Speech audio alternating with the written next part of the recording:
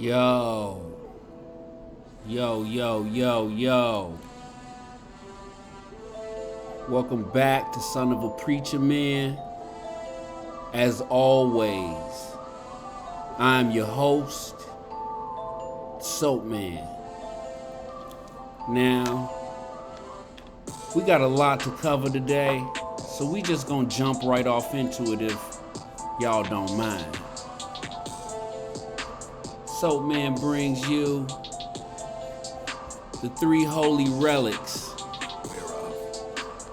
In my last video, we talked about what happened to Moses and the Hebrews after leaving Egypt. But if you saw episode 25, Exodus part 2, Which Way Did They Go? We talked about where they were headed. If you did not see episode 25, Exodus part 2, Which Way Did They Go? We used a treasure map as our guide. And we used the concept of a treasure map in an attempt to determine which route the Hebrews took out of Egypt. We determined that if we knew where it was that they were headed, we could then determine the most likely route they took. Well, the Bible tells you where they were headed.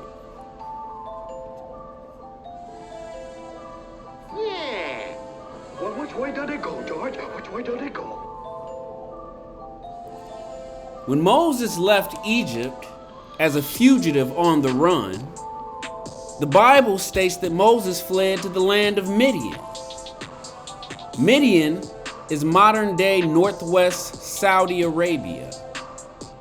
While in Midian, Moses encounters the proverbial burning bush. God speaks to Moses through the burning bush and tells him to bring the Hebrew people to him, to Mount Sinai. And Mount Sinai is in Midian. So we know that when Moses and the Hebrews leave Egypt, they are heading to Midian. Ignore the fact that this map says Mount Sinai is in the Sinai Peninsula. I put this map up to show you their starting point and where they were headed. They started in Egypt and they're going to Midian. So if you look at it like a treasure map, put a big old fat X, the big fat red X over Midian, because X marks the spot of the treasure. Am I right? Okay, so they started in Egypt.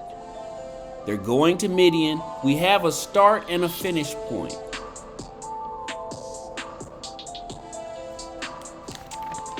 We know from the Bible, from the biblical text, that they crossed the Red Sea. So they've got to cross a body of water to get to Midian. And the Bible says that that body of water is the Red Sea. Now, in previous videos, we've talked about how the mistranslation of the Hebrew word Yam Suf into Red Sea has led people to believe that the Red Sea is all kinds of different places. The correct translation of the Hebrew word Yam Suf is Reed Sea, or Sea of Reeds. And we've identified the Sea of Reeds as the Gulf of Aqaba. Now, you may say, well, how, Troy? How have we identified the Reed Sea as the correct place that the Hebrews crossed? Well, because the Sea of Reeds fits. It fits the narrative. It fits the landscape. The Sea of Reeds sits right smack dab in the pathway of the Hebrews on their route to Midian. So first of all, it fits. it fits the narrative, it fits the landscape. When you put this on an actual map that exists of the place, the Sea of Reeds fits the landscape. Lastly, the Hebrew word which was translated into Red Sea, Yam Suf, actually means Sea of Reeds, and the Gulf of Aqaba is known as the Sea of Reeds. So this is why we believe we've located the actual crossing spot of the biblical text. First of all, it fits. So Moses and the Hebrews, they cross a Red Sea to get to Mount Sinai in Midian. They basically take a straight shot from Egypt to their destination, crossing a sea to get there. Knowing where they crossed at the Red Sea further indicates that Mount Sinai is indeed in Midian, which is modern-day northwest Saudi Arabia. In my last video, we talked about the wanderings of the Hebrews after crossing the Red Sea. They crossed the Red Sea, they drowned Pharaoh and his troops in the Red Sea, and then they cross and they're safe on the other side. And then we talked about, well, what happens next? Well, what happens next is a series of wandering through desert to desert to desert to desert. It's a wandering period in their journey, in their story. So Moses defeats Pharaoh and his army at the Red Sea. The people wander from desert to desert until they get to Mount Sinai. But here's the thing. Why even go to Mount Sinai? At all, why even go? You may say, look, Soapman, he had a Pharaoh with a large army hot in pursuit, hot on his trails. He needed to drown him in the Red Sea. Okay, I get that. Why not drown Pharaoh in the Red Sea and then go to the Promised Land? Because even though there's a big fat red X over Midian, Midian is not the final destination. The final destination is the Promised Land, the land of Canaan. I see the military genius of Moses using the Red Sea or the Reed Sea or whatever you want to call it to defeat Pharaoh and his army.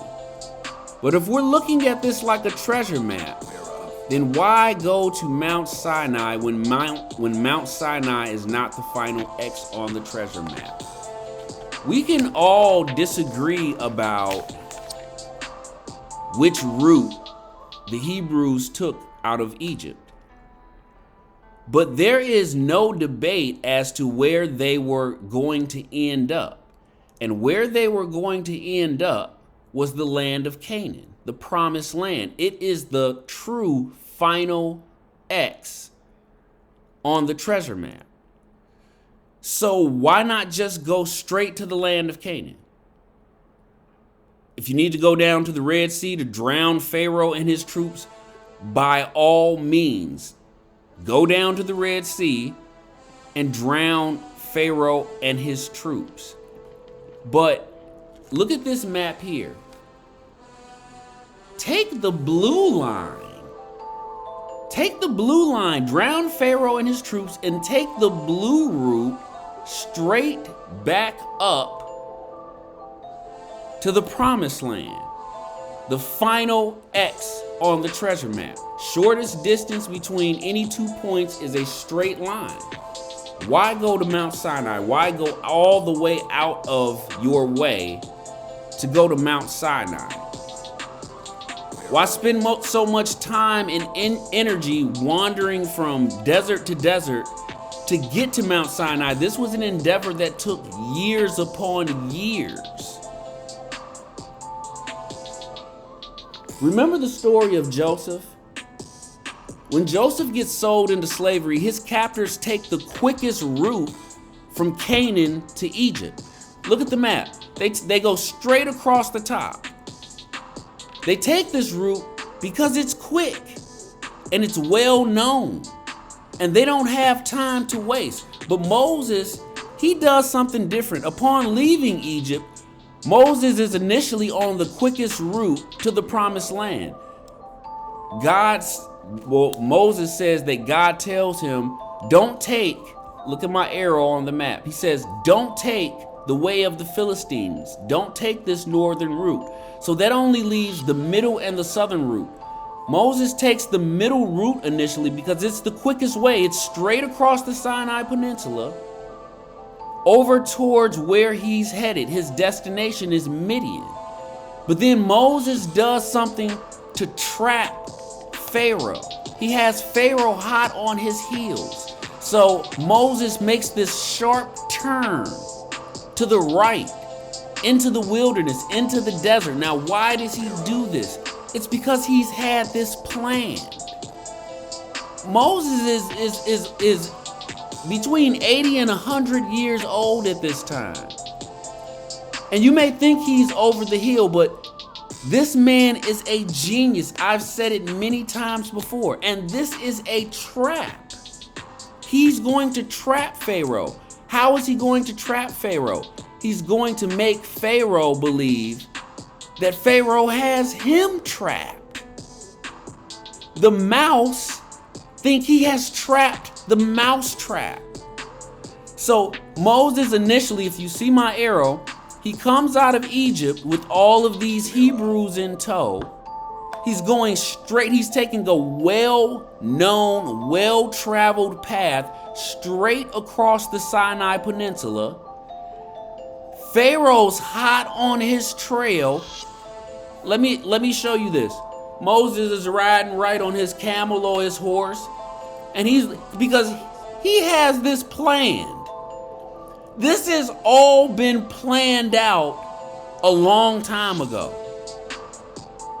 We're talking about the mind of a genius. Pharaoh is hot on Moses' trail. He's taking the normal, well-known route.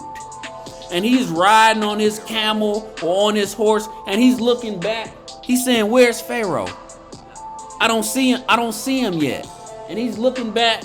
He's riding and he's looking back. Where's he at? Then he sees him. He says, perfect timing, right on time.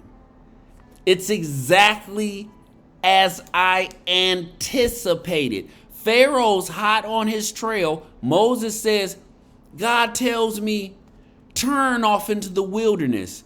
Pharaoh will believe you are trapped. What Moses is telling you is that I am in Pharaoh's mind and I am predicting his every move. What he is telling you is that he is in control of this battle, of this fight, of this conflict. He is in control. He is in Pharaoh's head. Pharaoh believes that he has Moses right where he wants him. And Moses believes he has Pharaoh right where he wants him. So which one of these men are right? Because only one man can be right. So Moses tells you, he says, God, if you see my arrow in the middle of the screen, Moses is on this route. He says, God tells me, turn off the main route. Pharaoh will believe you have gotten lost. So Moses turns off the main route. He takes this orange line down to the Gulf of Aqaba. And what does Pharaoh say when he sees Moses and this horde make this right turn off the main route? He says exactly what Moses says he's going to say. He says, they are lost. They have trapped themselves in the wilderness. That's what Pharaoh said. Moses said that's what he was going to say. Moses said, if I do this, he doesn't say it like I'm saying it. He says, God tells me to make this turn off the main route. Okay, now I'm going to say it a different way. Moses says to himself, if I do this, Pharaoh's going to think that I'm trapped. He's going to think There's no way out for me because and why wouldn't he think that? There's nothing down here but wilderness and a sea. Listen, Pharaoh will never guess what Moses plans to do. And what Moses plans to do is the impossible. That's why Pharaoh will never figure it out. Pharaoh will never figure out what Moses has planned because Moses has planned to do the impossible. So there's no way that Pharaoh will figure out the plan. He sees Moses take this turn off into the wilderness towards the Red Sea, and he says, they're lost. He says exactly what Moses anticipates him saying. Pharaoh says, they're lost. They have trapped themselves between the wilderness and the sea. We have them right where we want them, pinned down. He has no idea. He could never in a million lifetimes fathom what Moses has planned. Because Moses is a genius. So, other than drowning Pharaoh and his army in the Red Sea, what's so important that Moses can't just go straight to the promised land? He continues after crossing the Red Sea into Midian, instead of just going to the promised land. Well, the reason is Moses has got to pick something up from Midian. He's going that way anyway, and he's got Pharaoh on his trail in hot pursuit. He's going that way anyway. He may as well drown Pharaoh on the way. Look, he's going this way anyway. He knows he's going that way. Might as well. He's killing two birds with one stone. Look, I'm going this route anyway. I'm going to make this turn anyway. Might as well fool Pharaoh and kill him in the Red Sea while I'm at it. I'm going this way anyway. I'm not going around. This is all planned out. Years upon years upon years upon years ahead of time. You can't look at this in the way that me and you would look at this. You have to attempt to put yourself in the shoes of a genius and what that person is capable of. And Moses is capable of more than we can even imagine. Our brains don't even work that way to even understand what he is capable of. But whereas me and you might plan out our week or our day or even our month, there is evidence, at least in my opinion, that this man planned out decades, like 30 or 40 of them, ahead of time. So Moses is going this way anyway. It's convenient for him to go this way, and it's also convenient for him to drown Pharaoh in the Red Sea while he's on his way. What a way to leave a statement. But Moses, he goes to Midian, to Mount Sinai, instead of just going straight to the promised land. Why? The reason is because he's got to pick something up. You ever been on a trip with somebody, or you ever went and picked up one of your friends and, you know, y'all on y'all way to the concert or the party, and they say, hey, pull over real quick. Just stop over here real quick. I gotta pick something up. Or they say, just pull over real quick at the gas station or to the Burger King. I'm hungry. Or they say, pull over to the gas station. I gotta pee. Well, Moses had to pick something up.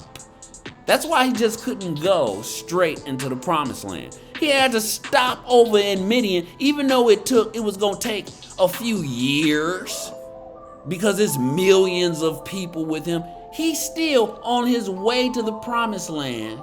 He had to make a detour. He had to pick something up. So, whatever it was that Moses needed to stop and get must have been awfully important for him to go so far out of his way to get it. And folks, it was. It is one of the 3 holy relics that the Hebrew people will acquire prior to entering it into the promised land. 2 of these holy relics they must make, but this one that they have to pick up in Midian will be created by the finger of God himself. And Moses must pick it up at Mount Sinai in Midian. Now check this out. This was already gonna be a long video, so I didn't put all the Bible scripts up. Y'all just gonna have to let me read them to you, like straight up, because otherwise it was gonna be no way that I was gonna get through all this, okay? So we talking about the first of the 3 holy relics, all right? The Hebrews make two of these holy relics, and God himself makes the third. And we talking about the one that God made. So I want to start with Exodus 24:12, and this is what it says. It says, "And the Lord said unto Moses, Come up to me into the mount, and be there, and I will give thee tables of stone, and a law, and commandments which I have written, that thou mayest teach them.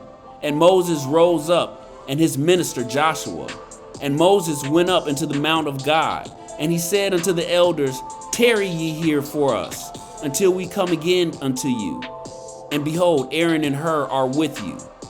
So I'm not gonna get into the whole read the whole chapter, but at the end it says, "And Moses went into the midst of the cloud and got him up into the mount, and Moses was in the mount 40 days and 40 nights." I just wanted to read that part to you where it says, "And Moses was in the mount 40 days and 40 nights," because I'm going to come back to that real soon, okay? So he was there 40 days and 40 nights. God says he's going to give him 2 tables of stone.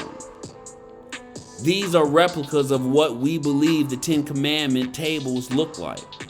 Now let's be honest, Moses didn't just go to Midian to pick up the 10 Commandments, these tables of stone. God had previously told him, initially when Moses encountered the burning bush, he said to bring my people here so that they may worship me, so that I can reveal myself to them. So it was God's intent that Moses brought the people to Mount Sinai so that they could witness his revealing himself to them. And he was to give them laws, and they were to live by these laws, and he was to give them laws on how to live and how to worship him. And the 10 Commandments were among the first of these laws that God gave to the people. So it was kind of like a ceremonial introduction. That's what it was supposed to be. It wasn't just about picking up the 10 Commandments. That was a big part of it, but that was only a part of it. It's a lot that we skip in these videos. I don't get all deep into everything like, some people may like me to, but we would be spending honestly 10 episodes just on one topic. Even with this video, the 3 relics, I could have did easily like 3 videos on each of the 3 relics, but I just choose not to dig that far deep into it. And I know it's some religious folks that's probably shaking their fist saying, well, I didn't say this or didn't say that, and that was important and I left it out. But you know, I mean, get your own show. It's my show and I talk about what I want to talk about. So moving on. The truth is, we don't really know what the 10 Commandments look like. The Bible states that Moses hewed 2 tables of stone, which the laws were written upon by the finger of God. And I just read that verse, and that tells you how long that it took Moses to hew those 2 tables of stone. The Bible says that he was on the mountain 40 days and 40 nights getting those tables of stone. So to me, that lets you know how long it took Moses to hew those tables of stone. 40 days and 40 nights. Now I'm gonna come back to that, okay, real soon. Like in 5 minutes, I'm gonna come back to that. Okay, so the Bible says in Exodus 31, verse 18, Exodus chapter 31, verse 18, the Bible says, and he gave unto Moses, when he made an end of communing with him upon Mount Sinai, 2 tables of testimony, tables of stone, written with the finger of God. That's the main component that I want to like emphasize. Written with the finger of God. Moses goes up there. He says, I'm up there for 40 days and 40 nights communing with God. And at the end of the conversation, I come out with 2 tables of stone. Written upon the tables of stone are laws from God, written with his own finger. Now, what does that mean? We don't know. But whatever it is, it's what makes these tables of stone so special. Whatever that means, that God wrote upon them with his own finger, it makes these stones priceless. Okay, Exodus chapter 32 verse 1 says, and when the people saw that Moses delayed to come down out of the mount, the people gathered themselves together unto Aaron and said unto him, up, make us gods which shall go before us. And as for this Moses, the man that brought us up out of the land of Egypt, we wot not what has become of him. We don't know what happened to him. Where is he? He's been gone for over a month. And Aaron said unto them, break off the golden earrings which are in the ears of your wives, of your sons, and of your daughters, and bring them unto me. And all the people brake off the golden earrings which were in their ears, and brought them unto Aaron. And he received them at their hand, and fashioned it with the graving tool, after he had made it a molten calf. And they said, these be thy gods, O Israel, which brought thee up out of the land of Egypt.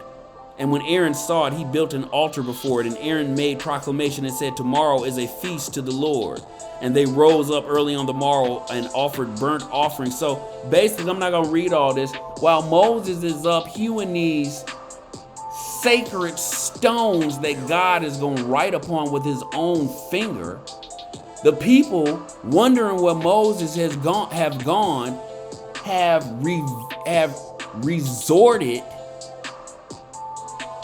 have just reacted, have instinctively gone back to worshiping the gods that they used to worship back in Egypt, the false gods, the false idols. And they make them a molten calf and they say, these are the gods that rescued us out of Egypt and saved us. What disrespect, what an insult. But that's an indication of what's to come.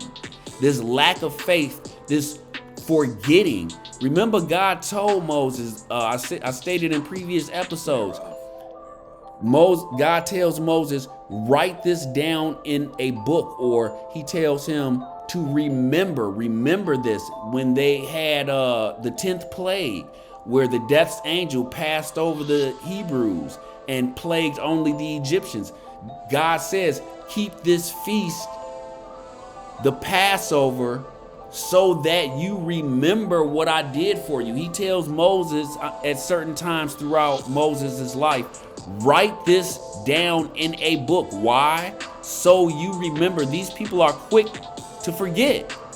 And they go worshiping a molten calf. So Moses comes down. Moses comes down and sees this molten calf. It says, and Moses turned and went down from the mount, and the 2 tables of the testimony were in his hand. The tables were written on both their sides.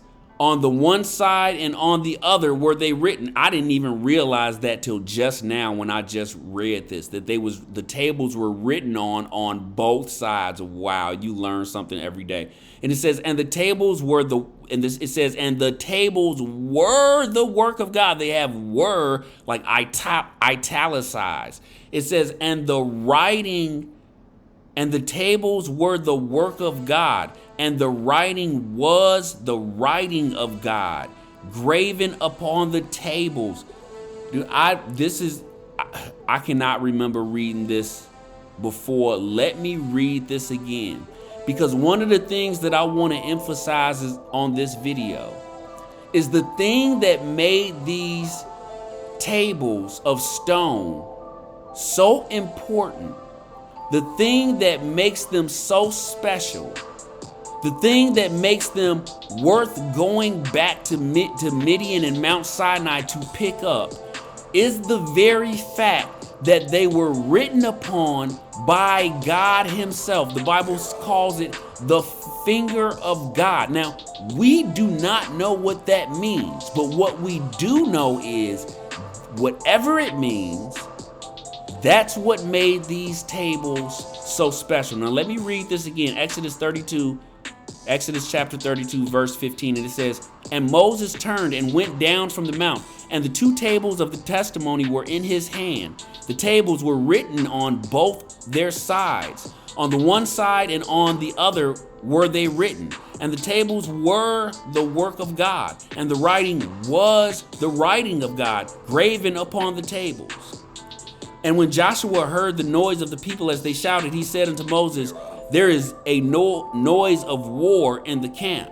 And he said, it is not the voice of them that shout for mastery, neither is it the voice of them that cry for being overcome, but the noise of them that sing do I hear. And it came to pass, as soon as he came near to the camp, that he saw the calf and the dancing, and Moses' anger waxed hot, and he cast the tables out of his hands and brake them beneath the mount.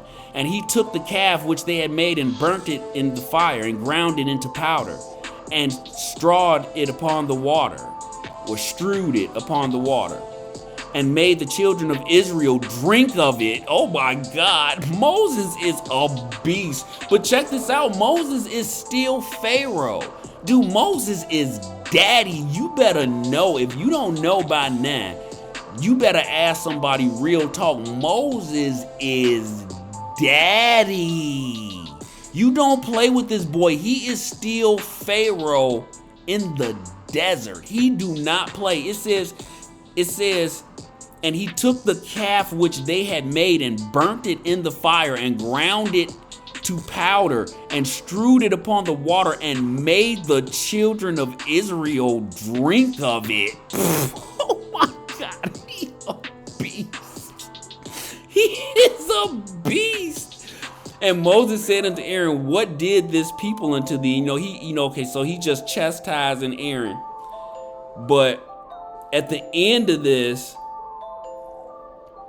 Moses is going to have to go get 2 more tablets of stone, because I don't know if you heard me read it, but it says that Moses broke his tables of stone. Let me see if I can find it real quick.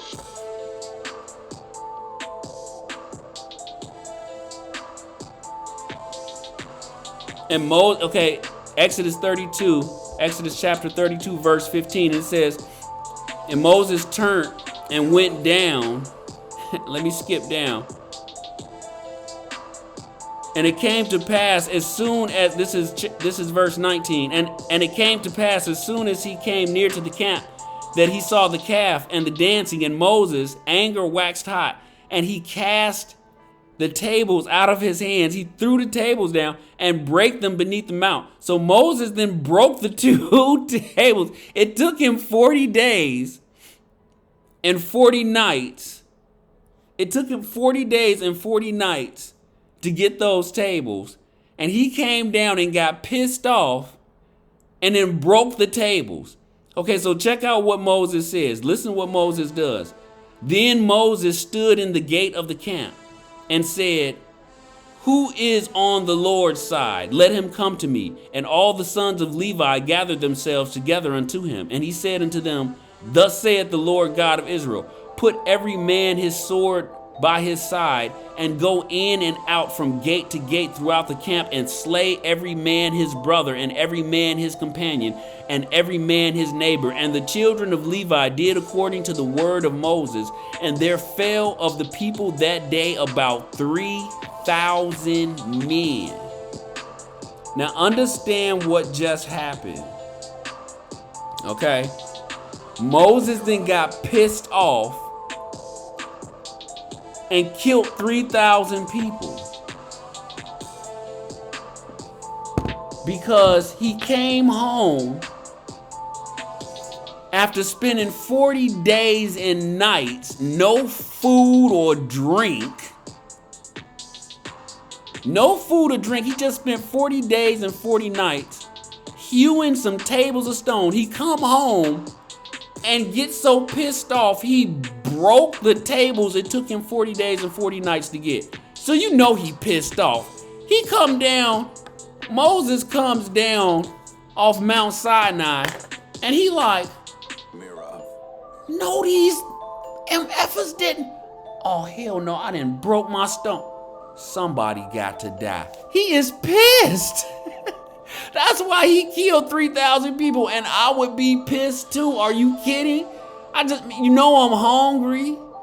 I done just spent 40 days and 40 nights busting my tail, breaking my back, hewing these special tables of stone that God wrote on, and then I done came home and you done made me break my stone table, and I got to go back now? Oh yeah, head's about to roll.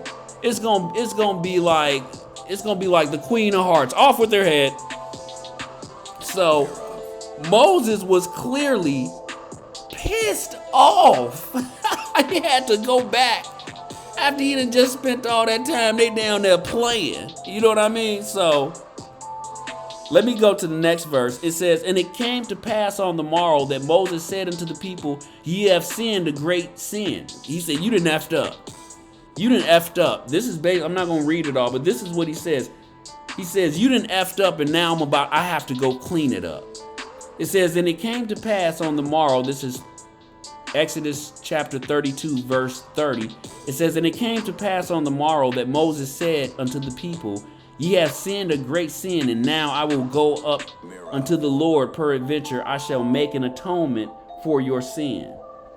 So Moses returned unto the Lord and said, "Oh, this people have sinned a great sin," and he apologizes to God on behalf of these people.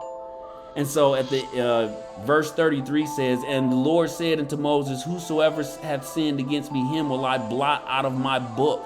Here you have mention of a book again, and you're going to continue to hear stuff about books or relating to books, or God telling Moses to write something down. And this is during a time that people do not write. They don't read and write during this time. Moses is one of the exceptional few. And he's one of the first people to write a book. And he's saying that God keeps telling him to write things down in a book. Not in this particular verse. God is saying, I'm going to blot somebody out of my book. But we're going to come back to these references on books. So that's why I'm emphasizing it and like highlighting it now. It says, "Whosoever hath sinned against me, him will I blot out of my book. Therefore now go, lead the people unto the place which I have spoken unto thee. Behold, mine angel shall go before thee. Nevertheless, in the day when I will visit their sin upon them. And the Lord plagued the people because they made the calf which Aaron made." So he didn't let it slide. Okay? He did not let it slide. Moses killed 3,000 people strong. And God followed up on it with a plague. So it did not slide by any means, okay? So skipping over to Exodus chapter 34, verse 1, it says, "And the Lord said unto Moses, hew thee 2 tables of stone like unto the first." So he's telling them, hew 2 new tables of stone like unto the first. "And I will write upon these tables the words that were in the first tables, which thou breakest." He added that little part in, the ones you broke, remember? So God tells Moses, hew 2 new stones, 2 new stone tables, and I'm going to repeat what I did before. Do what you did the first time, and I'm going to do what I did the first time. I'm going to make you a copy, a Stone Age copy. Verse 2 says, "And be ready in the morning, and come up in the morning to Mount Sinai, and present thyself to me in the top of the mount, and no man shall come up with thee, neither let any man be seen throughout all the mount." So God tells him to come up, and let's do it again. 40 days and 40 nights, just like we did before. Exodus chapter 34, verse 27 says, "And the Lord said unto Moses, write these words, for after the tenor of these words I have made a covenant with thee and with Israel." And he was there with the Lord 40 days and 40 nights. He did neither eat bread nor drink water, and he wrote upon the tables the words of the covenant, the 10 commandments. Wow. What did I tell you? 40 days and 40 nights once again, a second time. And that is how long it takes to hew these stones. If you look at Moses as being a genius, look at how he chooses to approach this situation. He says, I'm going to get this done. I will not take a morsel of bread or a drink of water till it is done. Because Moses looks at things like in a mathematical kind of way. You may say to yourself, that's insane. Why not take food or drink? Because it'll take longer. Who's going to bring him the food and the drink? Who's going to help him transport it? He's got to go alone. So you can't think of things the way you would normally think of them. You have to try to attempt to look at things through the eyes of a genius, because that's what this man is. So God says, and I'm just reading this for the first time. I'm just understanding this. I learned so much just by even doing these videos. Exodus chapter 34, verse 27 says, "And the Lord said unto Moses, write thou these words, for after the tenor of these words I have made a covenant with thee and with Israel." And he was there with the Lord 40 days and 40 nights, and he did neither eat bread nor drink water. And he, meaning Moses, wrote upon the tables the words of the covenant, the 10 commandments. So this is saying that Moses wrote them the second time. "And it came to pass when Moses came down from Mount Sinai with the 2 tables of testimony in Moses' hand, and when he came down from the mount, that Moses wist not the skin of his face shone while he talked with him." So Moses' face shined real bright, and he didn't know that that had occurred. He had been with the Lord so long that his skin was like glowing. I think it was a scientific component to it. It was probably him being around some particular element for an extended period of time. It's changed his skin color or his skin texture or both. And the Bible says that he shone and he glowed, and people was like afraid and in awe. But what I'm just realizing now is that it's a good chance that Moses created the first 2 tables of stone as he did the second, because this is saying in Exodus chapter 34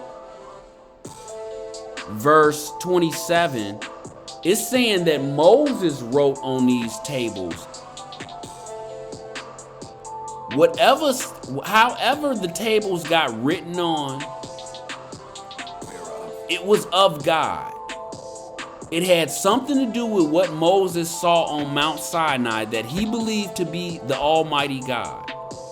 And whether he used it himself to write on the stone tablets, or whether mysteriously the stone tablets were just written upon some kind of way.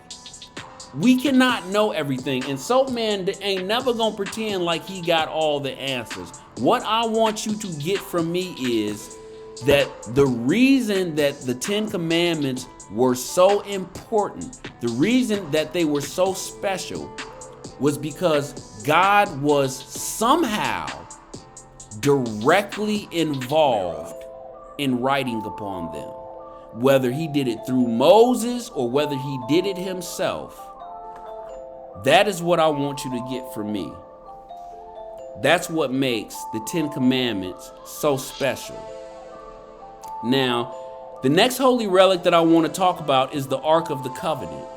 And we have to skip over to Exodus 25, Exodus chapter 25, verse 10. And it says, "And they shall make an ark of shittim wood. 2 cubits and a half shall be the length thereof, and 1 cubit and a half the breadth thereof, and 1 cubit and a half the height thereof. And thou shalt overlay it with pure gold. Within and without shalt thou overlay it. And shalt make upon it a crown of gold round about. And thou shalt cast 4 rings of gold for it, and put them in the 4 corners thereof. And 2 rings shall be on the one side of it, and 2 rings on the other side of it. And thou shalt make staves of shittim wood, and overlay them with gold. And thou shalt put the staves into the rings by the sides of the ark, and the ark may be borne with them. And the staves shall be in the rings of the ark. They shall not be taken from it." So Moses has this ark built called the Ark of the Covenant. And I want to point out a lot of these ideas, I'm not going to get into it in this video, and some people might get mad at me for saying this, but a lot of these ideas that for the designs of these things that Moses are having built, Moses got the idea from the Egyptians, from what he learned in Egypt. We have found things in Egypt, structures in Egypt, places of worship that are designed exactly how Moses is going to design this Ark of the Covenant and its position and place in the larger tabernacle, which we're going to talk about as the third holy relic. So right now, Moses has this ark built. He says God says to him to make it of shittim wood. I read all that out of the scripture to show you it was of a specific design. God told him how tall to make it, how wide to make it, how long to make it, to overlay it with gold, both in and both, inside and outside. So the Ark of the Covenant was a wooden box overlaid with gold. It had elaborate designs and imagery. It was the holiest object possessed by the Hebrews, not because of just the box itself, but because of what the box contained. You see, the Ark of the Covenant was, in fact, a small house, and its function was to house the 10 Commandments. So it was a carrying case for these 10 Commandments that were so important to Moses that he made a detour that took years upon years upon years to go pick them up. The Ark of the Covenant was of a specific design, and God gave Moses specific instructions as to how to make it, as to how it was supposed to be made, and how it was supposed to look, and the different elements and components that went into making it. It was to be made of wood overlaid with gold. 2 cherubs made of solid gold were to be placed atop the ark. The cherub were to have wings. They were to also face each other with their wings stretched out toward one another. There were also to be rings made in each corner of the ark so that staves could be put through the rings in order to carry the ark wherever they went. And you ask me, we don't know how the ark looked, but this is how I would imagine it looked, honestly. This is a pretty good replica.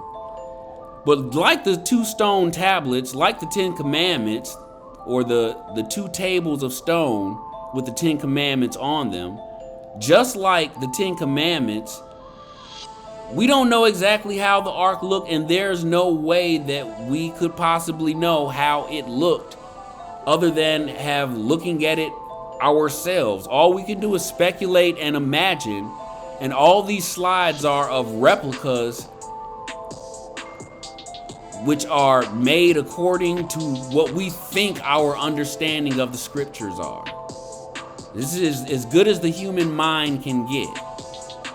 The Ark of the Covenant was no means just some ordinary fancy box. It was a truly special, holy relic, especially to the Hebrew people. It was the creme de la creme. We won't get into its unique attributes in this episode. I just want you to know what an important role this relic played in the lives and culture and worship of these particular people for a very long time. That's what I want you to get so far from me. We'll get deeper off into the Ark of the Covenant as we go on. Regardless to what it looked like, the Ark of the Covenant's function was to house the 10 commandments. So studying the Ark may give us clues as to what exactly the contents of the Ark were. What exactly happened when God wrote upon it with his finger, or when Moses wrote upon it with God's finger. The Ark of the Covenant has been imagined and reimagined throughout the years. Its most popular depiction is from the movie Indiana Jones, a slide you can see here that I've put up for you. In the movie, Harrison Ford, who plays treasure hunter Indiana Jones, finds and takes the lost ark. But in reality, this could never happen. No, I mean literally, it could not have happened. You see, the ark was not just some fancy piece of decorative furniture. It was a machine. And it was a dangerous machine. Let's not lose sight of the fact that Moses is the architect of the Ark of the Covenant. And Moses is a genius. Let's jump over to Exodus chapter 31, verse 1. And it says, "And the Lord spake unto Moses, saying, See, I have called by name Bezaleel, the son of Uri, the son of Hur, of the tribe of Judah. And I have filled him with the Spirit of God in wisdom and in understanding and in knowledge and in all manner of workmanship, to devise cunning works, to work in gold and in silver and in brass and in cutting of stones, to set them, and in carving of timber, to work in all manner of workmanship. And I, behold, I have given with him Aholiab, the son of Ahisamach, of the tribe of Dan, and in the hearts of all that are wise-hearted I have put wisdom." What God is basically saying to Moses is, out here in this desert, boy, you got resources. You got some people that work in all manners of carving and crafting, timber and gold, and you got resources out here. And you're a genius. And you just got some secret thing from Mount Sinai. Now, what are you going to do with all these resources, you genius, you? So let's not forget, though Moses didn't build it with his own 2 hands, he is the architect. He is the designer. He laid the blueprints. He said, look, this is what I want you to do, and this is how I want it done. He looked upon his people and he says, God tells me, hey, I got experts out here. I got skilled people out here. I can do some things. I tried to emphasize how the genius of this man had been mistaken for magic and sorcery. But as you will see, with the Ark of the Covenant being an exemplary model, you will see of what this man's mind was capable of. As we move on, it will be inescapable. You will see what this man is capable of. As we continue talking about Moses, it should become evident, if it has not already, it should become crystal clear that all my ranting and raving about his genius was not just biased praise. Calling Moses a genius is not hyperbole. It is not rhetoric. It is not an exaggeration. If anything, it's an understatement. The ark of the covenant, was some kind of power generator. It produced energy. I don't exactly know how, but it was a machine this man Moses built in the desert from scratch. Not only that, he did this over 3,000 years ago. I mean, if you don't get what I'm saying, if you don't get where I'm going, I don't know how else to say it. This is impossible for a normal person to do. He builds this machine 3,000 years ago, has a machine built from scratch in the middle of the desert. Remember how I said that it would literally have been impossible for Indiana Jones to move the ark? Anyone who touched the ark died instantaneously. It was literally deadly to the touch. We going to touch more upon that later, but I just want you to know now, this was not just a piece of furniture. This was a machine of some sort, and it was deadly. This holy relic, the second of the three holy relics that we've talked about, it was deadly. It was not a toy. Because understanding the ark leads to understanding of its contents. That's what makes the ark so important to me. Why was it deadly? It was just a box overlaid. It was just a box of shittim wood overlaid with gold. What made it so deadly? Its contents made it so deadly. So understanding the ark leads to understanding of its contents, which leads to understanding of what it was that Moses saw back on Mount Sinai. It all leads back to God, is what I'm trying to say. God tells Moses, this is the seat from which I will sit when I rule you. This box.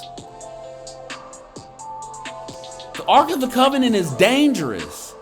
Moses assigns a team of individuals from the tribe of Levi to attend and manage and transport the ark. And these individuals are commissioned to be the exclusive caretakers of the ark. Now, we know Moses is a genius, so why does he do this? It's because he knows that this thing is dangerous. Like, for real, do you see like where I'm trying to go with this? Are you catching on? This is not magic. There is no poof. Moses made this from scratch. Where did he get the gold from? Remember on the way out of Egypt, he told the Hebrews to loot the Egyptians?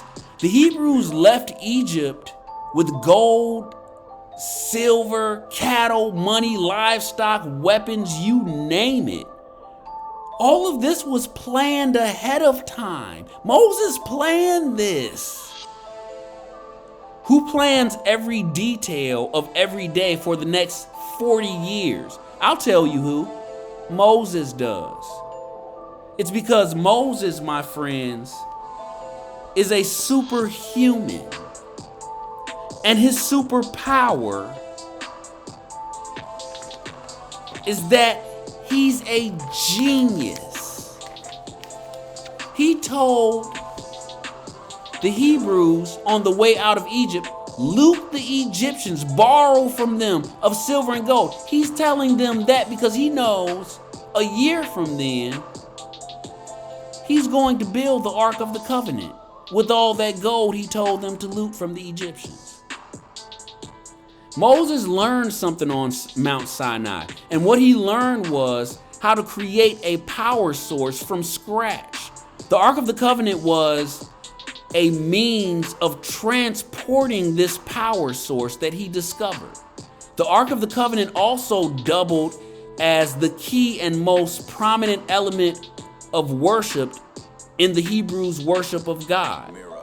It was God's seat among them. It was proof that their God was the true God and that he was with them.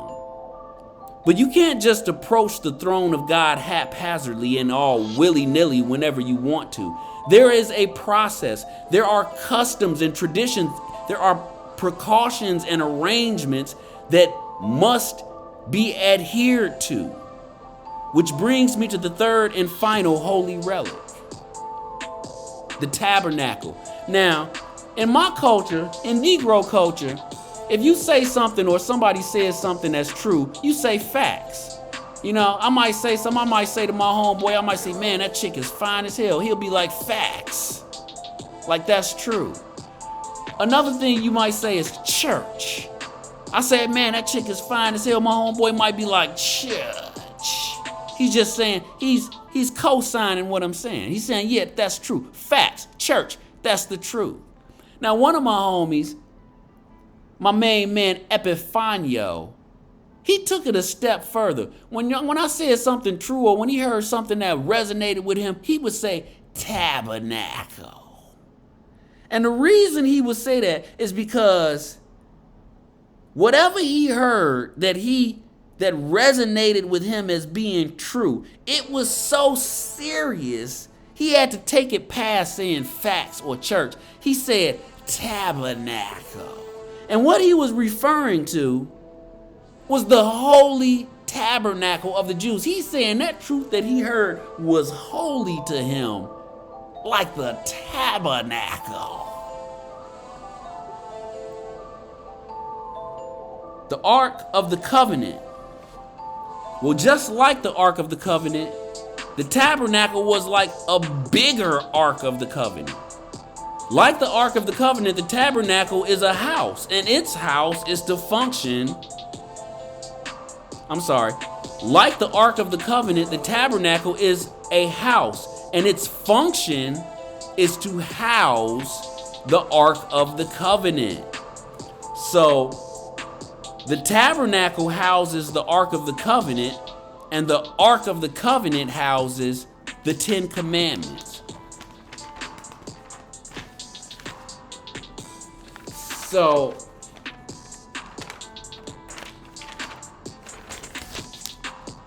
what exactly was the tabernacle? For that, we're going to jump over to Exodus chapter 25. Verse 1, and it says, and the Lord spake unto Moses, saying, speak unto the children of Israel, that they bring me an offering of every man that giveth it willingly with his heart. Ye shall take my offering, and this is the offering which ye shall take of them: gold and silver and brass and blue and purple and scarlet and fine linen and goat's hair and ram skins dyed red and badger's skin and shittim wood, oil for the light, spices for anointing oil, and for sweet incense, onyx stones, and stones to be set in the ephod and in the breastplate. And let them make me a sanctuary, that I may dwell among them, according to all that I show thee, after the pattern of the tabernacle, and the pattern of all the instruments thereof. Even so shall ye make it. So what God is telling Moses is, build me a house. My seat is going to be on top of the Ark of the Covenant. Now build me a house around that seat. And he's telling him, I'm going to give you specific designs as to each component that will go into the making of this house. So what exactly was the tabernacle? And right here in this slide, I just got different slides of the different types of linen that were used to make it. So basically what the tabernacle was was basically a large tent-like structure, and it was designed with very specific elements all the way down to the nails and stakes. Moses specified, well, God specified to Moses, and Moses specified what it was to be made of down to the bare components. Each piece of linen, for example, was of a specific design. It was made of a specific material. It had a specific purpose. It represented a specific aspect of worship. We're not going to get all into it in this episode. It would just take up too much time. It was set up to where there were basically two main areas, an inner court and an outer court. The outer court was designed for worship and sacrifice. It was accessible to the people. It was where they would bring their sacrifices. But the inner court was considered a holy place. This area was only accessible to the high priests and keepers of the holy relics and furniture that were within the inner court. Within this holy place was the Ark of the Covenant. Within this holy inner court is where the Ark of the Covenant was kept. And this area was considered to be and called the Holy of Holies. So you have this outer court that's open to the people. It's where they bring their sacrifices and interact with the high priest. And then you have this inner court, which is only accessible to the people. If you see my pointer here,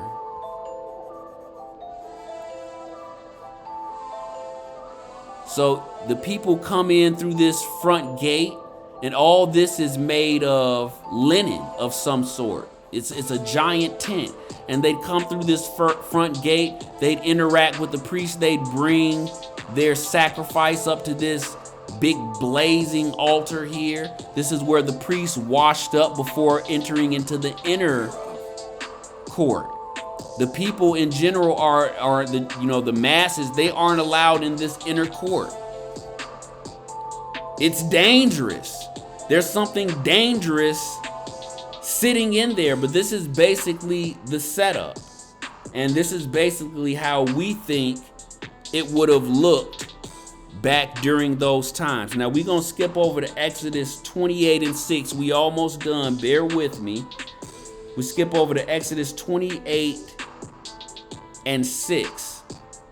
It says, they shall make the ephod of gold, of blue, and of purple, of scarlet, and fine twined linen with cunning work.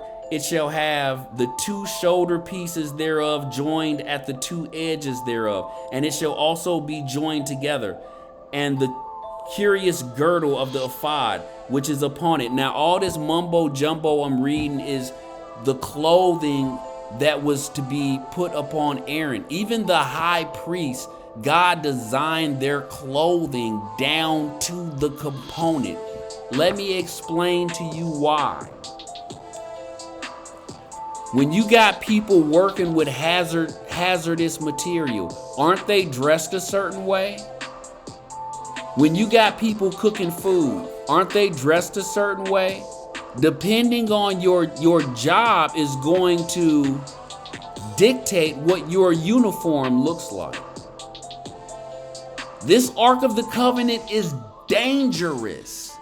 This thing is dangerous, yo. So these people aren't allowed in this inner court. And because within this inner court, there's a place called the Holy of Holies. The inner court itself is holy, but the most holy place in the inner court is where the Ark of the Covenant is kept. It's the Holy of Holies. So God has even designed the uniforms of the high priests who will be working with this thing. He's even designed their uniforms down to the very fabric. Here's a closer look of the inner court. So you have this area where there's all of this furniture that you see in here is holy. There's the table of shewbread. If you see my pointer here, I believe this is the table of shewbread. I believe this is the altar of incense, and this is the candlestick. All of these are holy relics. Everything in this inner court, everything that was in the tabernacle period was holy. The closer you got to the Ark of the Covenant, the holier the instrument or piece of furniture was. Now we're going to go over to Exodus chapter 30, verse 17. In Exodus chapter 30, verse 17 says, "And the Lord spake unto Moses, saying, Thou shalt also make a laver of brass, and his foot also of brass, to wash withal, and thou shalt put it between the tabernacle of the congregation and the altar, and thou shalt put water therein. For Aaron and for his sons shall wash their hands and their feet thereat. They shall go into the tabernacle. When they go into the tabernacle of the congregation, they shall wash with water, that they die not." Yeah, I bet that caught your attention. We had Exodus chapter 30, verse 20. It says, "When they go into the tabernacle of the congregation, they shall wash with water, that they die not." Ladies and gentlemen, what I'm trying to get across to you is that this inner court is not open to the public because it is dangerous.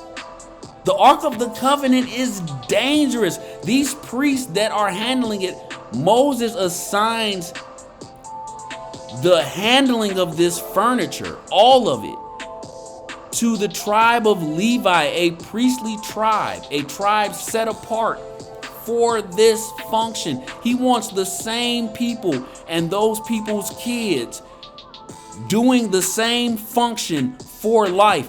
This is a dangerous area. Let's jump over to the one last verse, Exodus 25, verse 23. Exodus chapter 25, verse 23, and it says, "Thou shalt also make a table of shittim wood. 2 cubits shall be the length thereof, and a cubit shall be the breadth thereof, and a cubit and a half the height thereof. And thou shalt overlay it with pure gold, to make thereto a crown of gold round about. And thou shalt make unto it a border of a hand breadth round about, and thou shalt make a golden crown to the border thereof round about. And thou shalt make for it 4 rings of gold." I'm not going to read all this. It says down at the 31st verse, "And thou shalt make a candlestick of pure gold. Of beaten work shall be this candlestick. Of beaten work shall the candlestick be made. His shaft and his branches, his bowls, his knops, and his flowers shall be of the same," meaning gold. "And 6 branches shall come out of the sides of it. 3 branches of the candlestick out of the one side, and 3 branches of the candlestick out of the other side. 3 bowls made like unto almonds, with a knop and a flower in one branch, and 3 bowls made like almonds in the other branch, with a knop and a flower." So what I'm saying is these are the holy relics and holy furniture of the holy inner court of the holy tabernacle. All of this stuff, the candlesticks, the brazen laver, the brazen altar, the Ark of the Covenant, the table of incense, the table of shewbread, all of this stuff was hand designed, hand blueprinted, handmade, melted down, beaten, worked in the desert, specifically blueprinted and designed by Moses. But always consider and never lose sight of the fact that Moses is a genius. And these are the instruments that he designed and he had built. All of them are relics. All of them are holy. But the 3 holiest relics are by far, without a shadow of a doubt, the Ark of the Covenant, the 10 Commandments, and the tabernacle. Now, this is what Aaron would have been dressed in. This is the ephod he has on, with the, with this incense that he's swinging, even like his helmet there. Every part of this dress, every stitch and fabric was specifically designed with a specific purpose in mind. And this is what we think he would have looked like. Now, a rope was tied to whoever the high priest was. The priesthood was considered to be Aaron and his lineage. So when Aaron died, his son would take up the mantle. This is what we think he would have looked like when fully clothed, when holding his office at the tabernacle. This is what he would have looked like. But I want to let you know that a rope was tied to this man as he went into where the Ark of the Covenant was. Because the Ark of the Covenant was dangerous. And if the high priest, Aaron, or whichever one of his sons, if they were blemishless, unless they were blemishless, they could very well die in there with that Ark of the Covenant. So much so that the people tied a rope to him so that if he died, they could pull him out. They didn't even want to go in there and get him. They would tie a rope to him, because if he had not went through the proper process before entering that room, if he was not without sin, if he took the wrong stuff in there with him, he could die in there.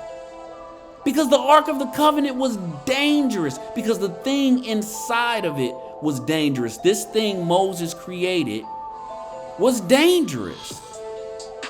Exodus, last script. Exodus chapter 40, verses 34 through 38 read, "Then a thick cloud covered the tent of the congregation, and the glory of the Lord filled the tabernacle. And Moses was not able to enter into the tent of the congregation, because the cloud abode thereon.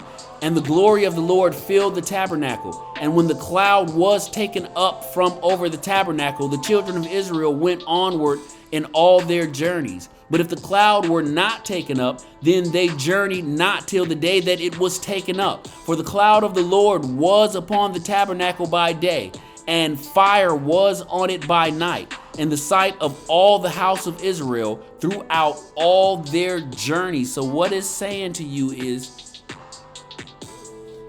and this went all the way back to when the Hebrews left Egypt. If you remember, when the Hebrews left Egypt, it says that a pillar of cloud went before them by day, and a pillar of cloud went before them by night. When they crossed the Red Sea, it says that the pillar of cloud that went before them removed itself and transferred itself to the rear of them and put a barrier between the rear flank of the Hebrew people and the oncoming Egyptian army. It says many times in scripture that God leads the people as a pillar of cloud by day or a pillar of fire by night. And now here you have, once the tabernacle is built, there's either a pillar of cloud or fire over the tabernacle. And when the people see this, they know that they're staying put. When they do not see a pillar of fire or a pillar of cloud over the tabernacle, they know it's time to go. And that's convenient if you ask me, because you wake up in the morning and you like, you look outside your tent, you like, oh, okay, it's a cloud over there. I can go back to sleep. Baby, go back to sleep. The cloud's still out. We ain't going nowhere today. You know what I mean? And if it ain't a cloud, you like, oh my, you know what I'm saying? You got to hurry up and pack up because it's time to go. But basically, this is what, how it would have been. People would have came and advanced in through the front. It would have been a pillar of cloud. It would have probably most times been something smoking or going on over there at the tabernacle.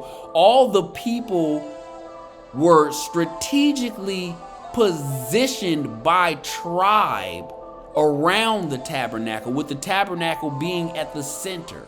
So all of this design and strategy is all Moses. All of this is his design. All of this is his doing. He is a mastermind. He is a one-man government. He is a one-man army. He is a phenom. And he designs and erects this holy place to house this holy ark, which houses the holy law given to him by God on Mount Sinai.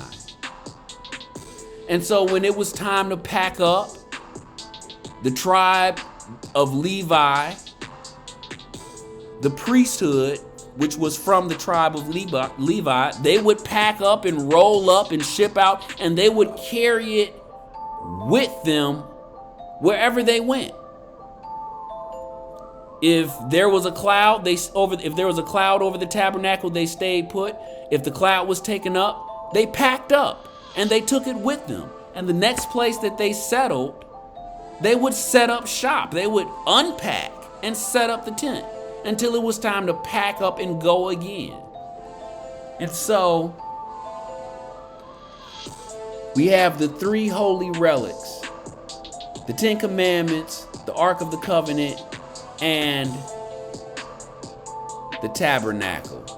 Yo, I've probably went way over my time, and so I'm gonna just wrap it up myself. Like they wrapped up the Tabernacle tent. Oh, Soapman is gonna wrap it up himself. You know what I mean? Okay, I had to get at least one lame joke in there. So this is the part where I thank you for joining me for another episode of Son of a Preacher Man.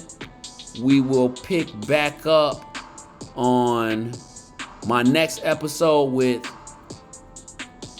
further wanderings of the Hebrews. And in the next episode, we're going to talk about something very specific and very special. And I'm going to dig down into the minutia of how God communicates with us, okay? I think you're going to like the next episode. So tune in again with your boy, the Soapman.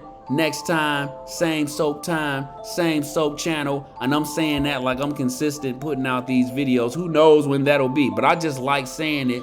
Tune in with me, your boy S-O-A-P. With me, your boy S-O-A-P. Same soap time, same soap channel, and we out.